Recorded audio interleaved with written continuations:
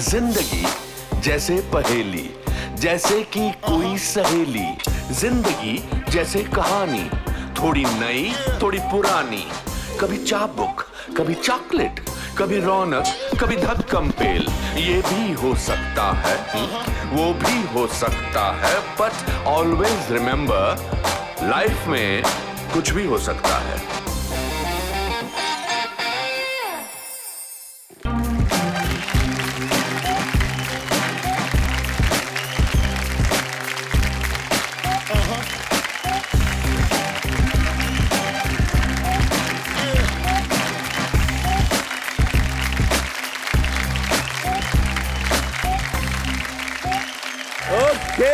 Okay दोस्तों, अगर गरीबी और कठिनाइयों को अपना साहस बना के चार्ली चैपलिन दुनिया का सबसे मशहूर एंटरटेनर बन सकता है तो कुछ भी हो सकता है। अपनी फिजिकलिटी का मजाक उड़ाकर लॉरेल और हार्डी दुनिया के सबसे बड़े एंटरटेनर बन सकते हैं तो कुछ भी हो सकता है। और अगर अपने हुनर से एक सुपरस्टार कॉमेडियन महमूद भारतीय सिनेमा के दिग्गजों के पसीने निकाल सकता है तो कुछ भी हो सकता है। जैसे एक बहती नदी बाधाओं को चीरते हुए अपनी मंजिल ढूंढ लेती है, वैसे एक इंसान का हुनर उसे अपना श्रेय दिला देता है।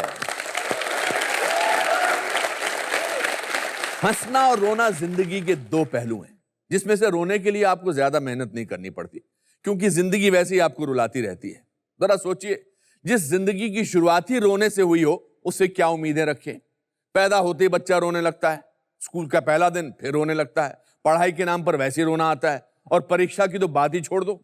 भगवान ने इंसान को सबसे समझदार तो बनाया ही है, लेकिन बहुत ही कमजोर भी बनाया है। हम इकलौती ऐसी स्पीसीज हैं जो अपने जीवन में सहारा ढूंढती हैं, और इसलिए हमने अपनी रोती हुई जिंदगी में एक सहारा ढूंढा है, और वो है हंसी। जब मैं स्कूल में था तो मैं खूब हंसता और दूसरों को हंसाता रहता था। एक दिन मुझसे परेशान होकर मेरे मास्टर जी ने मुझे क्लास में हंसने और बाकी बच्चों को हंसाने के लिए सजा दी, और कहा कि जोकर बनने का इतना शौक है ना तो सर्कस में दाखिला ले लो। इस बात से मैं बहुत निराश हुआ। जब मैं घर पहुंचा तो मैंने अपने दादाजी को पूरा किस्सा सुनाया और बोला कि मैं अब कभी नहीं हंसूंगा। वो बड़े गंभीर हो गए और बोले, बेटा अनुपम, मैं तुम्हें एक राज की बात बताता हूं। इस दुनिया में ऊपर वाला विभिन्न कार्यों के लिए अपने खास बच्चों को संसार में भेजता है। तुम ऊपर वाले के वो खास बच्चे हो जिसका काम लोगों को हंसाना है। अगर तुम ये काम नहीं करोगे तो दुनिया में दुख बढ़ जाएगा और उसके लिए जिम्मेदार तुम होंगे। मेरे लिए ये बात जीवन की सच्चाई बन गई, और मैंने कसम खा ली कि मैं लोगों को हंसाऊंगा, फिर चाहे मुझे इसके लिए कितने भी डंडे क्यों ना खाने पड़े। बचपन की हंसी में अगर कोई अपना जीवन का लक्ष्य ढूंढ सकता है तो लाइफ में कुछ भी हो सकता है। दोस्तों, आज जो मेरे मित्र यहां आए हैं, उनकी कॉमेडी और प्रेजेंस ऑफ माइंड का मैं बहुत बड़ा फैन हूं। आज वो भारत की एक बहुत बड़ी हस्ती हैं, लेकिन यहां तक पहुंचने में उन्होंने बहुत संघर्ष किया है। मैं उनका आभारी हूं कि अपने हुनर से उन्होंने कॉमेडी की कला को एक नया मकाम और इज्जत दिलाई है। दूरदर्शन के दशक के बाद अगर कोई शो है जिसे पूरा परिवार एक साथ देखता है तो वह भारतीय टेलीविजन का number 1 show comedy nights with Kapil. दोस्तों, आज के हमारे guest, the king of stand up comedy, Kapil Sharma.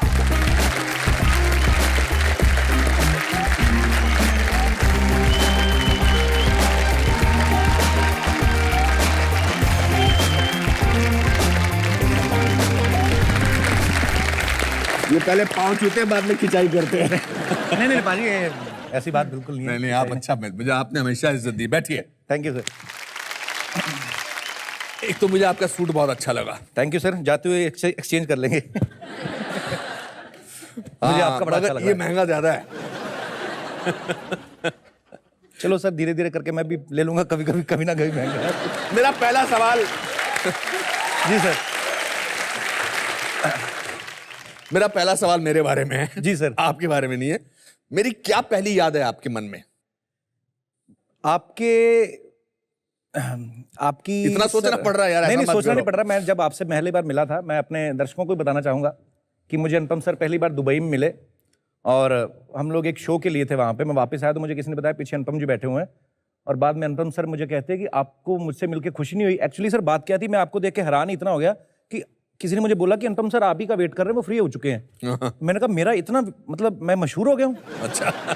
तो उस दिन मुझे पहली बार लगा, आज दूसरी बार मुझे अभी सच्ची में लग रहा है कि मैं सच्ची में फेमस हो गया हूँ सर। देखो मेरे शो में काफी लोग आते हैं, लेकिन मुझे अनुपम सर के शो तो में बुलाया आपको गया। मेरे शो में आकर कैसा लग रहा है? सर मुझे बड़ा अच्छा लग रहा है। बहुत अच्छा लग रहा है।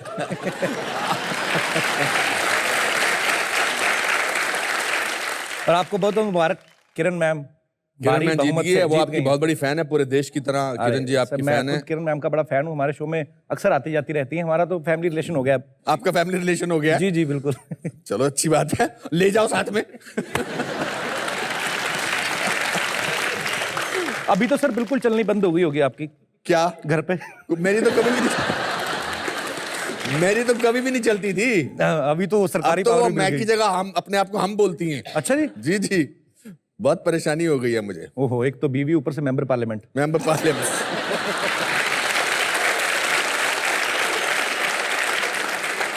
तो मेरी पहली पिक्चर कौन सी देखी थी आप? सर आपकी सारांश, बड़ा बड़ा दिल चाहिए सर उस चीज के लिए जो आपने किया था। इतनी छोटी उम्र में एक मैच्योर आदमी का कैरेक्टर जो आपने किया, मतलब हम लोग हर एक से सीखते हैं, किसी ना किसी एक्टर से आपसे बड़ा कुछ सीखा सर हमने, और आज भी 2-4 चीजें सीख के जाऊंगा मैं भी बहुत कुछ सीख के जाऊंगा आपसे। ये तो आपका बड़प्पन है सर, आप ऐसा बोलते हैं। ये बड़प्पन बोल के आप मुझे बड़ा मत बनाइए। नहीं सर, किसी तरीके तो अपने आप को छोटा बताऊंगा ना मैं।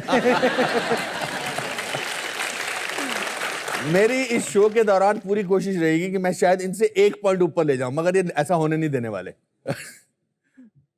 अब मैं आपको देखता हूं, उधर देखते हैं, मैं इधर देखता हूं, आप इनको देखते हैं। नहीं, ग्लैमर काफी है शो में आपके। हाँ। मुझे लगा मुझे देख के बोलेंगे ग्लैमर काफी है, मगर आपको मैडम को देखकर बोल रहे हैं। नहीं नहीं, आपका एक्सपोजर ज्यादा है, इधर ग्लैमर ज्यादा है।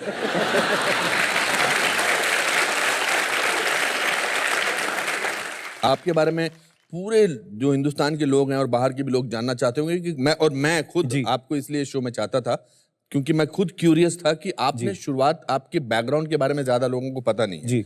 You were born in Amritsar में, आप पैदा जी हुए सर, थे। अमृतसर में मेरा जन्म और हुआ। आपके 2 भाई बहन हैं आप। जी, मेरे एक बड़े भाई साहब हैं, वो पुलिस में है। मेरी छोटी बहन है, उनकी शादी हो चुकी है। और आपके फादर भी पुलिस में थे। फादर पुलिस में थे मेरे, और तकरीबन मेरी सारी फैमिली पुलिस में है। सारे के सारे ऑफिसर हैं, कोई कुछ है, मतलब सब पढ़े लिखे लोग। और मैं एक बीच में खराब पीस निकल आया तो मैं इस तरफ आ गया। इसीलिए आपने जो पहला कॉमेडी का शो किया उसमें आप पुलिस वाले बनते थे, और या कोइंसिडेंस था? नहीं सर, क्या होता है कि आपकी अपब्रिंगिंग जैसे हुई है जिस माहौल में, तो आप वो चीजें मन में कहीं ना कहीं जहन में रहती हैं। तो मैं पुलिस क्वार्टर में पैदा हुआ, पला बड़ा वहीं पे। पैदा ही हुआ, इतनी पुलिस थी, मैं तभी घबरा गया कि मैंने ऐसा क्या कर दिया, इतनी पुलिस आई हुई है। हालांकि हम लोग जितना मर्जी मजाक बनाए, कभी कोई ना कोई तो चाहिए होता है मुद्दा, तो कभी पुलिस को लेकर या कभी किसी डिपार्टमेंट को लेकर। लेकिन मैंने देखा बड़ा मुश्किल का काम होता है सर उनका भी, क्योंकि मेरे फादर हैं तो मुझे पता था, कभी 3 बजे उठ के जा रहे हैं, कभी 4 बजे। प्रधानमंत्री अमृतसर आ रहे हैं, जो भी बनते थे, कोई भी प्रधानमंत्री बनना, पहले उन्होंने माथा टेकने आना अमृतसर, और सारी पुलिस को टेंशन पड़ जाती थी। 3-3 दिन पहले ड्यूटी लगी है, तो लगे हुए हैं बेचारे बाहर खड़े, प्रधानमंत्री आए ऊपर से निकल जाते थे, तो बेचारे नीचे खड़े किए, कम से कम नीचे से निकालो प्रधानमंत्री, उनको भी खुशी हो कि यार हमने थोड़ी ड्यूटी की है। तो मुश्किल काम है, पर ठीक है, हमारे लिए वो मनोरंजक किस्से हैं अभी। आपके फादर पुलिस में किस रैंक पर थे? सर मेरे फादर थे हेड कांस्टेबल थे पंजाब अच्छा। पुलिस में। क्या नाम था और उनका नाम था श्री जितेंद्र कुमार। हाँ। और पर वो मुझे हमेशा बूस्ट बहुत करते थे, हमेशा मुझे इनकरेज करते थे। तो जब कभी छोटी सी कोई अचीवमेंट लेनी तो पापा जाके अपने ऑफिसर्स को बताते थे कि मेरे बेटे ने ये किया है, वो किया है। तो हमेशा मुझे फैमिली की तरफ से काफ़ी सपोर्ट रहा है। मेरे घर पे इतनी प्रॉब्लम थी, फादर साहब को कैंसर का प्रॉब्लम था, और हम लोगों को पता भी था उनकी लाइफ ज़्यादा नहीं है। वो खुद इतने खुश मिजाज थे, तो पर उन्होंने कभी ऐसा नहीं मुझे आने दिया। बोलते कि तू जा। उन्होंने कैसे इस बात का बखान किया आपको कि मेरे को कैंसर है? सर पहले उनका जब ऑपरेशन हुआ तो कोई डॉक्टर्स ने हमें बताया कि ये जो उनकी बॉडी में से जो पार्ट लिया गया है उसको हम लोग रिसर्च के लिए भेजेंगे मेडिकल इंस्टीट्यूट, मेडिकल कॉलेज। तो उसके बाद में क्या उम्र थी आपकी? सर मैं रहा हूँगा उस समय 16-17 साल का रहा हूँगा। ओके। तो डॉक्टर्स ने जब हमें बताया कि ऐसे ऐसे कैंसर का प्रॉब्लम है, तो बाहर जो भी हम इमोशनल हो गए सब, फैमिली जो भी उस समय रिएक्शन होता है एक फैमिली का। सो अंदर गया तो मैं फिर डैडी के सामने एक्टिंग करूं, जैसे फिल्मों में देखा था कि पेशेंट को नहीं बताना। तो मैं अंदर जाके डैडी के सामने खुशी रहा हूँ। डैडी कहते क्या हुआ? कैंसर निकला है। तो मैं हैरान, मैंने कहा इनको क्या जवाब दूं मैं? कहते हाँ मुझे पता है, इट्स ओके, कोई नहीं। तो ऐसे थे। और जो जब उनका ऑपरेशन किया जाता है, जब मेडिकल स्टूडेंट्स जो होते हैं तो वो उसकी पूरी फिल्म बनाते हैं। एक मुझे जाते हुए वो पूरी टीम बोल के गई, बोलते यार तुम्हारे पापा जैसा इंसान मैंने देखा नहीं लाइफ में। बोलते मतलब हमें लग नहीं रहा था कि हम लोग एक कैंसर पेशेंट से बात कर रहे हैं जो फाइनल स्टेज में है। सो इतना हंसा रहे हैं हम लोगों को, ये वो। मेरे फादर ऐसे थे, पुलिस में थे जरूर, पर वो थोड़े आर्टिस्ट थे अंदर से। आप फिर दिल्ली में ले गए थे उन्हें जी इलाज कराने के लिए। जी। आपकी फाइनेंशियल सिचुएशन बहुत अच्छी नहीं थी। फाइनेंशियल ऐसा नहीं था सिचुएशन सर, बिकॉज एक सरकारी कर्मचारी को आपको भी पता है कितना, एक पुलिस क्वार्टर में हम लोग रहते थे, तो एक टाइम पे तो ये आ गया था कि ना उनसे पेन सहारा जा रहा था और ना हमसे कुछ हो रहा था। सो एक टाइम होता है कि जब आदमी ये कहता है, गिव अप कर देता है कि नहीं यार, मतलब मैं अपने फादर को ऐसे देख नहीं सकता था कभी भी। पर ये उन्हीं की ब्लेसिंग्स हैं कि उनके जाने के बाद मैं करता कराता यहाँ पे पहुँचा बॉम्बे, और यही इसी स्टूडियो में सर मेरा लाफ्टर चैलेंज मैंने विन किया था पहली बार। तो मुझे 10 लाख रुपए का चेक मिला। तो हमारी इसीलिए हमारी एक लाइफ में कि अगर ये हो सकता है तो लाइफ में कुछ भी हो सकता है, कुछ भी हो सकता है। तो सही बात है, कुछ भी हो सकता है। और मेरा बिलीव हमेशा रहा है भगवान में, कुदरत में, कि आप अगर किसी चीज़ को चाहते हो मिल तो जाती है। कब मिलती है, थोड़ा लेट मिलती है, पहले मिलती है, बात की बात है।